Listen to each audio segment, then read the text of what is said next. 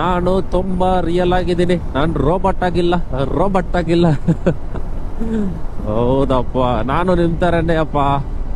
Instagram ತುಂಬಾ consume ಮಾಡ್ತಾ ಇದ್ದೆ, ಇನ್ಸ್ಟಾಗ್ರಾಮ್ ಅಲ್ಲಿ ತುಂಬಾ ಯೂಸ್ ಮಾಡ್ತಾನೆ ಇದೆ, ಸ್ಕ್ರಾಲ್ ಮಾಡ್ತಾ ಇದೆ, ಟೈಮ್ ವೇಸ್ಟ್ ಮಾಡ್ತಾ ಇದೆ.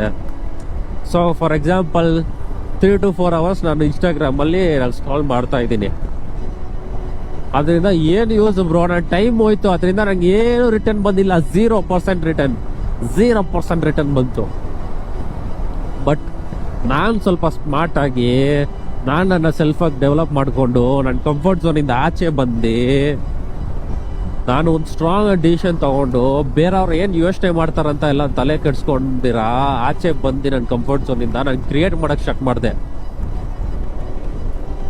ಸೊ ಈ ತರ ವಿಡಿಯೋಸ್ ಮಾಡೋಕ್ಕೂ ಅಷ್ಟೇ, ಇಲ್ just take few hours of my day, but ಅದು ಯಾವ ತರ ರಿಟರ್ನ್ಸ್ ಕೊಡುತ್ತೆ. ಅದೇ 3 to 4 hours ನಾನು ಕ್ರಿಯೇಟ್ ಮಾಡ್ತೇನೆ ಅನ್ಕೋಲಿ.